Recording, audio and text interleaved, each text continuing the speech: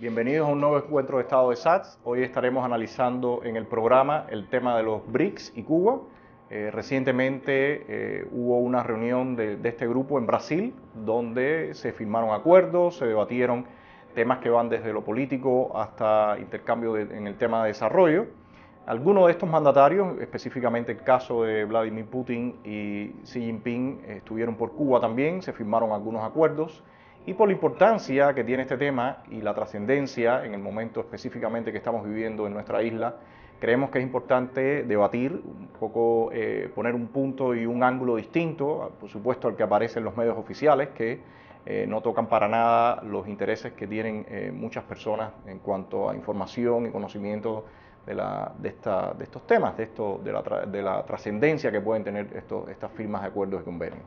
Para eso tenemos en el programa de hoy a nuestro amigo Jorge Olivera, Camilo Ernesto Olivera y Fernando Damaso. Todos son analistas políticos, analistas periodistas y bueno, queremos que alguno de ustedes, quisiera que alguno de ustedes comience a debatir sobre el tema. Bueno, antes que todo, sí, el foro de los BRICS me parece muy importante, sobre todo en el contexto regional. Pero no obstante, creo que su fin, en el caso cubano, respecto a estos países, el vínculo con Cuba, me parece que sería muy modesto, en términos, digamos, netos. Son países que, de los 5 países que participan en este foro, solamente 2 tienen alguna importancia, Cuba tiene alguna importancia para ellos. Me parece que la visita de Putin reúne más bien unas características más políticas que económicas, sobre todo a partir de una compensación geopolítica a partir del conflicto que tiene allá con el conflicto de Ucrania. Y más allá no creo que se concreten acuerdos de gran valor desde el punto de vista económico. En el caso chino sí hay una vinculación del aspecto político y económico, aunque hay que acentuar esto y no creerse que los empresarios chinos o el gobierno chino va a invertir una gran cantidad de dinero dentro del país, dentro de la isla. Es decir, que en términos globales yo creo que hay que moderar las expectativas en cuanto a la finalidad, en cuanto a las conclusiones de este foro, que realmente en el estado que está la economía cubana puede representar algo. Indudablemente es una economía en crisis, descapitalizada, que por muy poco que inviertan aquí estos 2 países fundamentalmente, representa algo, pero para lo que necesita la economía cubana creo que se va a quedar, yo creo que un poco en la baja, es decir, no va a ser algo trascendental, no va a ser algo significativo, y sobre todo también la implementación de estos acuerdos, que sería obviamente a mediano y largo plazo, y yo me mostraría muy escéptico por los resultados. Hay que esperar, sobre todo de aquí a 2 o 3 años, a ver qué arrojan estas visitas, sobre todo de Vladimir Putin y Xi Jinping. Olivera hacía una distinción entre el caso China y el caso Rusia referente a Cuba. ¿Compartes esta opinión? ¿Qué crees exactamente de las diferencias que pueden haber entre estas 2 visiones de acercarse a nuestra isla, ¿no? Bien, primero creo que sería bueno darle un vistazo a qué es lo que se ha estado diciendo por parte del gobierno cubano a la población hacia el interior del país respecto a estas 2 visitas y a los acuerdos que se firmaron. Se han creado expectativas en una cuerda parecida a las que se crearon en su momento cuando se firmó el acuerdo con el CAME a principios de los años 70. Es como apostar a que países con las características de China y Rusia, que poseen poder de veto en la ONU, que poseen el arma nuclear, que tienen un peso geopolítico real en el mundo, estarían apostando a la isla como un puente hacia América Latina, obviando a los Estados Unidos, lo cual yo creo que es totalmente poco serio y poco real, si nos ponemos a ver. Se ha creado la expectativa entre sectores de la población cubana de que esto se parece al tipo de acuerdo que se firmó con la ex URSS y el campo euroasiático, soviético, o sea, el campo de dominio soviético en los años 70. Está bastante mal encaminado ese tipo de propaganda hacia el interior, teniendo en cuenta que no es el mismo tipo de mundo el que tenemos ahora, independientemente de que los BRICS aspiran a tener un peso como naciones frente a lo que pudiera considerarse como la hegemonía estadounidense a nivel mundial. Pero Cuba en este caso no jugaría quizás el mismo papel que jugó en aquel momento en los años 70. Ya se sabe, Cuba era como una especie de trampolín, para el financiamiento de guerras de baja intensidad, tráfico de armamento, toda una serie de cosas que estaban ocurriendo y que además de las cuales Cuba fue un testaferro para una potencia como la URSS en un determinado momento, cosa que ahora no funcionaría de la misma manera. Pero bueno, no es menos cierto que existen, por supuesto no en la misma magnitud, pero existen ciertos intereses geopolíticos por parte, por ejemplo, de Rusia. Quizás para China la aproximación es distinta. ¿Qué crees tú de este juego? Yo creo que hay una diferencia entre la posición de Rusia y la posición de China. A mí me parece, comenzando por China, que los intereses de China, aunque pueda haber algún tipo de interés político, fundamentalmente son intereses de tipo comercial y no tanto, diría yo, para el presente como con vistas al futuro.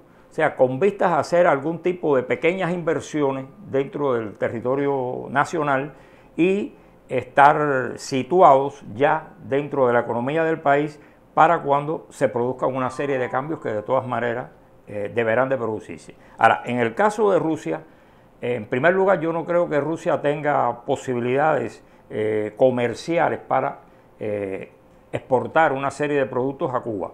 Y en segundo lugar, sus intereses son más bien geopolíticos, desde el punto de vista de, teniendo en cuenta la situación que en este momento existe en el este de Ucrania y el diferendo que mantiene con los Estados Unidos, utilizar un poco de nuevo a Cuba o tratar de utilizar a Cuba como punta de lanza para presionar sobre los Estados Unidos. A mí me llama la atención que, por ejemplo, las medidas que tomó precisamente hoy Putin, el decreto, puntualiza muy bien que esas medidas se aplican durante un año.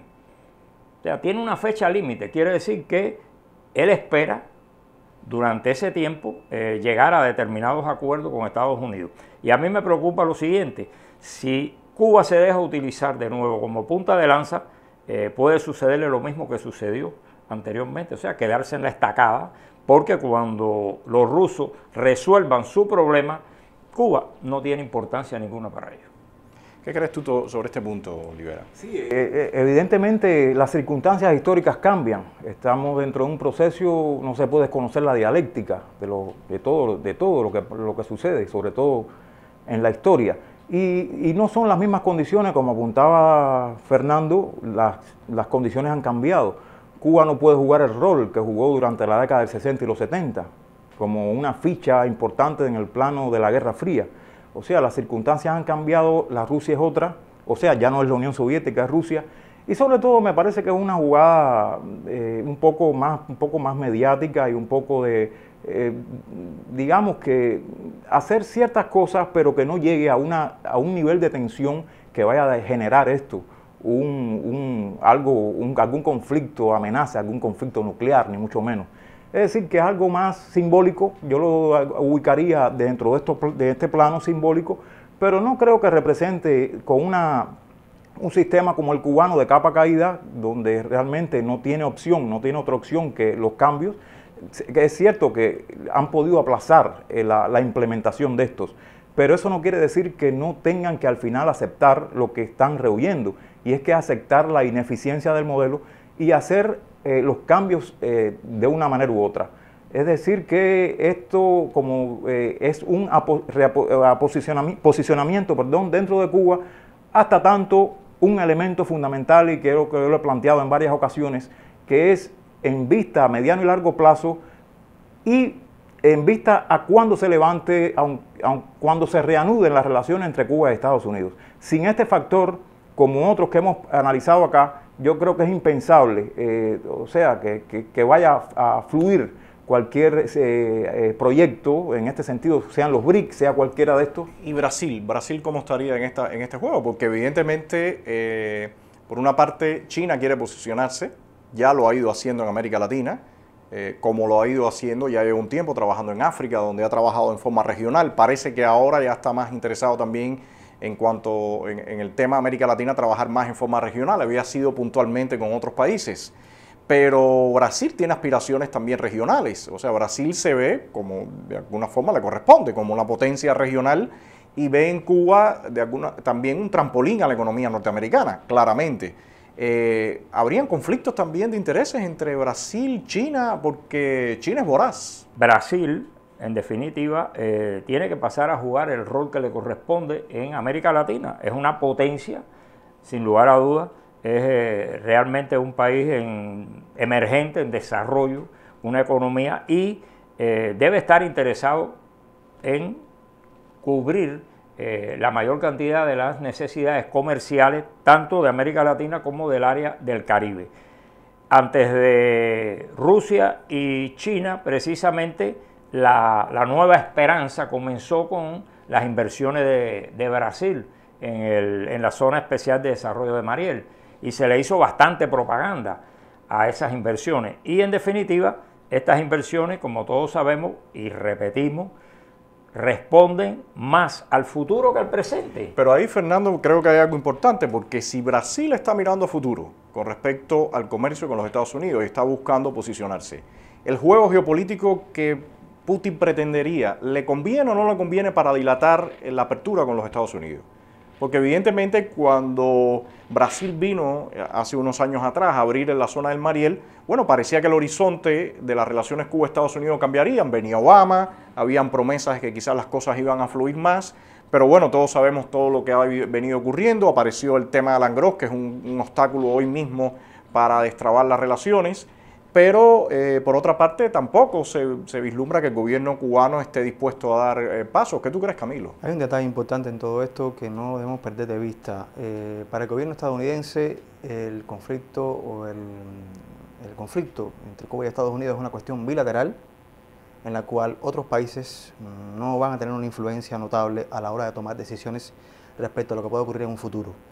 Teniendo en cuenta esto, es evidente que por mucho que los BRICS se esfuercen en crear una pantalla geopolítica de poder en América Latina, utilizando a Cuba en este caso, el gobierno estadounidense va a continuar su línea de política hacia Cuba inalterable en la medida de hacer lo que en un principio se trazó Obama cuando tomó la presidencia, gesto por gesto. Si Cuba hace un gesto que Estados Unidos considera como amigable, como de apertura, como de acercamiento real y sin ningún tipo de doblez, pues los Estados Unidos como gobierno también reaccionará en consecuencia con ello. Mientras no sea así, la línea de trabajo continuará siendo la misma, o al menos es lo que percibo que pueda estar ocurriendo en un futuro cercano en lo que relacionado con la política de Estados Unidos hacia Cuba. Y el tema de Alan Gross es un tema muy sensible para el gobierno estadounidense, teniendo en cuenta la situación en que se encuentra este contratista preso actualmente en Cuba. Yo creo que hay algo importante en este contexto, en este tema que estamos analizando, y es que cualquier avance en este proyecto, en esta perspectiva, requiere de una serie de aperturas de dentro de Cuba. O sea, hay que flexibilizar las leyes que existen ahora mismo, del plano económico, en el plano financiero, en el plano legal, que eso no se ha hecho. O sea que los chinos se llaman comunistas, un comunismo bueno con economía de mercado, pero van a ser muy cuidadosos, igual que el empresariado ruso, de situar sus capitales en un país donde las leyes no están muy claras, que digamos. Es decir, que esto requeriría un avance en este sentido, que esto afectaría de cierta manera los basamentos ideológicos que quieren mantener apuntalados con esta retórica antiimperialista, de retórica de trinchera. Es decir, que abocado, viendo el asunto a mediano y largo plazo, habría que ver una Cuba diferente. O sea, un avance, no sabemos hasta qué punto, pero sin esto, indudablemente que va a ser casi imposible que fluya esto de una manera, digamos, rápida, digamos, acelerada, porque realmente son personas que tienen mentalidad capitalista y van a ser muy cuidadosos en este sentido. Yo creo que aquí hay quizás una variable también que está jugando su papel, que es Venezuela. Venezuela en algún momento era aquel colchón que quería el gobierno para hacer sus transformaciones sintiendo cierta estabilidad. Venezuela evidentemente está en una situación cada día más difícil, no solamente por la parte política, sino la parte económica evidentemente está haciendo aguas. Y para el gobierno cubano sería muy difícil presentarse por ejemplo, a este mismo tema de las negociaciones del acuerdo bilateral con la Unión Europea casi desnudo, donde a todas luces se estaba quedando muy desprotegido. Creo que en ese sentido el tema BRICS ellos lo han tratado de tomar como mostrar algún abrigo con respecto a Rusia, con respecto a China, con respecto a Brasil, para quizás dar la sensación de que no tienen la premura que realmente tienen. Entonces, a mí me parece que este puede ser un tema importante. Tampoco hay que olvidar que hace un tiempo, no sé si fue el jefe de la sección de intereses cubanas en Washington o algún funcionario por ahí en ese ambiente, que mencionó que Estados Unidos debería fijarse a las conversaciones que se estaban abriendo con la Unión Europea para, de alguna forma, moverse en esa dirección. O sea que a mí me parece que todo este tema BRICS lo que lleva también detrás es la necesidad de ir a negociar con la Unión Europea ese acuerdo bilateral, lucir un poquitico más arropado y, por supuesto, seguir haciendo la presión con Estados Unidos y de alguna forma también entrar en el juego de lo que está pasando en Crimea y Cuba, su posición geográfica. ¿Qué crees tú ahí? Mira, yo tengo una opinión. Yo no creo que los BRICS sean un mecanismo de presión política. Inclusive ellos lo han declarado. Este es un mecanismo de concertación de planes económicos fundamentalmente. Y me llama la atención, por ejemplo, que actualmente con la situación y el enfrentamiento que existe más o menos, por lo menos mediático, etcétera, entre Rusia y los Estados Unidos, los BRICS como tal no se pronuncian, porque es un mecanismo que no utiliza este método de pronunciamiento. Ahí hay una cierta unión, una cierta concertación de planes económicos, de ayudas entre ellos, de crear un banco, como ellos tienen previsto para el año 2016, de crear un fondo de contingencia, pero es más bien económico. Dentro del BRIC, que es lo que estábamos analizando, sí hay países que tienen intereses específicos, pero no ya como BRICS. Claro, las autoridades cubanas han tratado, o están tratando, de utilizar los BRICS como si fueran un mecanismo que los protege o que ellos se sienten protegidos por los BRICS. Los BRICS como tales, Cuba tiene poco interés para los BRICS como tales, o sea, para estas economías emergentes. Realmente no tiene. Puede tener intereses, como hablábamos aquí, como planteaba Olivera, específicamente, bueno, para China, puede tener intereses para Brasil, dudo que tenga intereses para la India y para Sudáfrica. Estos países en realidad... Pero ¿y el tema militar? Porque de alguna forma también se ha hablado de un aeropuerto en San Antonio, también creo que dentro de los convenios estaba que algunos buques rusos pudieran parar por acá. ¿Qué hay con esto también, no? Yo creo que en definitiva estas son declaraciones con el objetivo de crear un ambiente, de presionar, pero no creo que vayan a llegar a mayores consecuencias. Esto mismo de crear un aeropuerto, etcétera, un aeropuerto militar en este momento en Cuba, ruso, no tiene lógica ninguna, ni creo que tenga posibilidades reales. Y el problema de los barcos en tránsito, bueno, eso es normal, eso sucede en el mundo entero. Y aquí lo mismo puede llegar un barco canadiense que un barco indio, que un barco de cualquier país. Eso no es lo fundamental. Y el tema China. China ha puesto sus ojos ahora en el puerto de Santiago de Cuba. Dice que va a crear una terminal multipropósitos y parece que quiere hacer una inversión. O sea, ya estamos viendo claramente una tendencia. Por una parte tenemos Mariel, que se quiere hacer una zona económica especial. Ya estamos viendo también que hay su interés en el puerto de Santiago de Cuba. Hay otros puertos importantes en Cuba que también de algún momento pudieran funcionar con esta misma forma como zonas económicas especiales. ¿Qué creen de este punto? Puerto de Bahía puerto de Cienfuegos, de Bahía de Nipe, Santiago de Cuba, Cienfuegos, son puertos de calado profundo, muy buenos para hacer el tipo de trabajo que ya se hizo medianamente en Mariel. Esto ahora mismo puede ser algo como que interesante para los países BRICS, teniendo en cuenta que Cuba es como una especie de plataforma que está entre las dos Américas, la del norte y la del sur, en un momento también que ya se está adelantando mucho en el tema de la ampliación del canal de Panamá para los spot Panamás, para los grandes buques de transportación de mercancías. O sea que Cuba pudiera convertirse económicamente en un polo interesante de transferencia de mercancías en esta área. pero hace falta las relaciones con Estados Unidos. Es Si no cambia las relaciones con Estados Es Unidos, no tienen nada. Estados Unidos está destinado todavía por un buen tiempo a ser una potencia geopolítica importante en el mundo, y eso lo saben tanto los países BRICS como todas las asociaciones económicas que existen en este momento a nivel mundial, que hay que contar con Estados Unidos, y eso es algo que el gobierno cubano no quiere aceptar de buen grado, por la sencilla razón de que aceptarlo implicaría tener que negociar en determinados términos una transición política que ellos de momento no quieren. Pero una pregunta, yo creo que aquí hay varios tiempos que están jugando a la vez, ¿no? Por una parte están los tiempos del BRICS, que son distintos a los tiempos nacionales. Pero en los tiempos aquí dentro de la isla también hay distintos tiempos. Está el tiempo de esa élite octogenaria, que evidentemente quizás quisiera en algún momento ya morir y que las cosas dejarla, o sea, de alguna forma salvar el socialismo pero hay están los herederos, está la transferencia del poder, que evidentemente no dispone de ese tiempo, y por supuesto también está el tiempo de la sociedad cubana, que ya está ahogada. En este sentido quisiera escuchar un comentario de ustedes. Bueno, sí. Transferencia política a los herederos, bien, estamos viendo un coronel llamado Alejandro Castro Espín, que evidentemente va a nombrar a su séquito de oficiales que va a acompañarlo, personas que son de su propia promoción, de su misma promoción como oficiales, personas de su confianza, tal y como Raúl en su momento lo hizo con la mayor parte de los oficiales que le acompañaron en el segundo frente, en este momento, esos generales que están rodeándolo. El futuro es que estos señores van a intentar armar su propio negocio sobre la base de lo que hereden.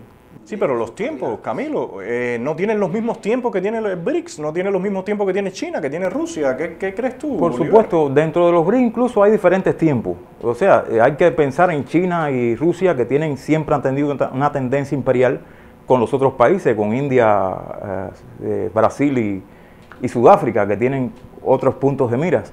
Pero respecto a lo que planteabas, el asunto pasa por el aro político, y de una manera u otra, de menor o mayor medida.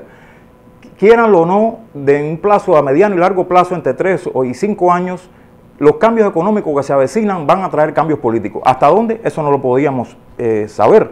Pero Cuba, tal vez algún personaje de la nomenclatura esté pensando en el modelo chino, pero es que ese modelo, trasplantarlo hacia Cuba es imposible. Con la cercanía de Estados Unidos, las condiciones culturales, la idiosincrasia, etcétera. Entonces, todo esto, los BRICS y todas estas cosas que se están moviendo dentro de Cuba, los BRICS y otras organizaciones regionales que Cuba, en el Mercosur, por ejemplo, y todas estas son como una plataforma para lo que se avecina. O sea, no podemos contar con la vieja clase política. Esta clase política sabe que su tiempo histórico se acerca a su fin. Cuando vengan los herederos a asumir el poder, van a ver los verdaderos cambios en Cuba. Ahora, eso, determinarlos cómo serían, hasta qué punto, la dinámica de ellos, eso es imposible, pero yo estoy convencido de que va a haber una Cuba diferente. ¿Pero es viable esperar tanto tiempo? ¿Tú crees que la situación del país permite esperar tanto tiempo para iniciar cambios de más profundidad? Yo creo que precisamente aquí lo que se carece es de tiempo. O sea, lo que falta es tiempo. Y la necesidad de que se produzcan cambios más profundos está a la vista de todos. Cuando se habla de los herederos, yo no circunscribo los herederos a una familia u otra familia, sino hablo de los que serán los herederos de Cuba como tales. Ahí incluyo la sociedad civil y todo lo que vendrá después. Cualquier cosa que se vaya a hacer o que se esté haciendo en este momento pasa de todas maneras por resolver el diferendo que existe entre el gobierno cubano y el gobierno de los Estados Unidos, de una forma u otra. Se podrá aplazar, se podrá tratar de demorar un tiempo más, pero en definitiva es la solución. En última instancia, todas esas inversiones que en este momento concretamente se están haciendo en el puerto de Mariel no tendrían ningún objetivo si no hay unas relaciones normales con los Estados Unidos, porque prácticamente sería inutilizable ese lugar si no existen relaciones. Las mercancías es hacia dónde van a ir, hacia dónde se van a trasladar. Son las preguntas que han hecho algunos de los visitantes. Esas son las preguntas de los visitantes. Yo recuerdo aquí cuando estuvo el presidente de Angola, hizo 2 preguntas importantísimas. Dijo, perfecto, todo lo que se fabrica aquí, ¿dónde se va a comercializar? Esa fue una pregunta. Y la otra pregunta importante fue, ¿cómo se van a resolver los problemas jurídicos que se presenten entre la autoridad de la zona especial de Mariel y los inversionistas extranjeros? ¿Cómo se van a resolver? No hubo respuesta a esas dos preguntas. Sí, la ley de la inversión extranjera no da respuesta a esas preguntas tampoco. Entonces, bueno, quisiera para terminar algún pequeño comentario, algún pequeño resumen con respecto a China, Rusia, Brasil, Cuba, ¿qué se ve en el horizonte? Y bueno, Unión Europea, Estados Unidos. Yo estoy convencido de que llegará la democracia o un gobierno diferente o menos autoritario, no lo sé, pero va junto con los cambios que se avecinan, que están ralentizados por una serie de circunstancias, hace falta que maduren una serie de factores, pero a mediano y largo plazo, digamos, de aquí al 2018, va a haber una Cuba diferente y sobre todo y me atrevo a decir, con una oposición que yo espero que no sea leal, espero que sea real. En todo caso, habría que esperar el curso de los acontecimientos en lo que se refiere a cómo el gobierno cubano va a resolver el diferendo con el gobierno de Estados Unidos. De alguna manera creo que el futuro de Cuba pasa por ahí y no se trata de una visión, habrá quien crea o quien diga, está un poco como que pensando en un término de anexión, ¿no? Lamentablemente, cuando se habla del tema Cuba-Estados Unidos, las personas tienden a distorsionar mucho los términos y la manera de decir. Pero hay un hecho cierto, estamos a 90 millas de Estados Unidos en Norteamérica, una economía poderosa también geopolíticamente, y es imprescindible que Cuba acabe de entenderse de una buena vez con Estados Unidos en términos de política y en términos económicos, y que a partir de ahí el gobierno cubano sea más transparente en la manera de tratar sus relaciones exteriores, algo que hasta ahora no ha hecho en lo que se refiere a Estados Unidos y en lo que se refiere en general a las relaciones con el resto del mundo. Eso sería imprescindible y se supone que los que hereden el poder tengan en cuenta esto. El gobierno cubano tiene que acelerar las medidas que se están tomando, pero profundizar con medidas más importantes que realmente tiendan a resolver la crítica situación que está viviendo el país. No considero que exista realmente una situación en la población que propicie esperar plazos muy largos para estos cambios. Y como plantea Camilo y plantea Olivera, todo esto de una forma o de otra tiene que ir a un mejoramiento, a una regulación de las relaciones entre Cuba, o sea, entre el gobierno cubano y el gobierno de Estados Unidos. O sea, aquí las relaciones no son que haya problemas entre las relaciones del pueblo cubano y el pueblo de Estados Unidos, sino entre el gobierno de Cuba y el gobierno de Estados Unidos. Y pienso que las autoridades cubanas tengan suficiente experiencia acumulada precisamente por los fracasos para no dejarse tentar nuevamente en ningún tipo de aventura con Rusia, ni fundamentalmente, que sería la problemática que pudiera enrarecer más el ambiente político que se debe mantener en estos momentos para poder resolver la situación. Yo comparto con ustedes y contigo, Fernando, que la situación amerita que se agilice todo lo que se vaya a hacer, porque evidentemente ahora mismo, hace unos días, se cumplían los 20 años en Maleconazo. Han habido artículos, discusiones. Yo particularmente creo que la peor salida sería un maleconazo, que de momento no haya un colapso en el país. Pero evidentemente también una transferencia de poder, una transferencia de poder fraudulenta sería un problema también en el mediano plazo. O sea que realmente lo que se necesita es una transición democrática, y para eso, por supuesto, desperdiciar el tiempo pensando que van a venir ahora los BRICS o algunos de ellos, Brasil, China o Rusia, y que eso va a permitir postergar las cosas, creo que es un razonamiento bastante inmaduro y puede ser muy problemático, ¿no? Les agradezco haber participado en el programa. Por supuesto, se quedan temas que veremos en otros encuentros, y bueno, muchas gracias por ver nuestra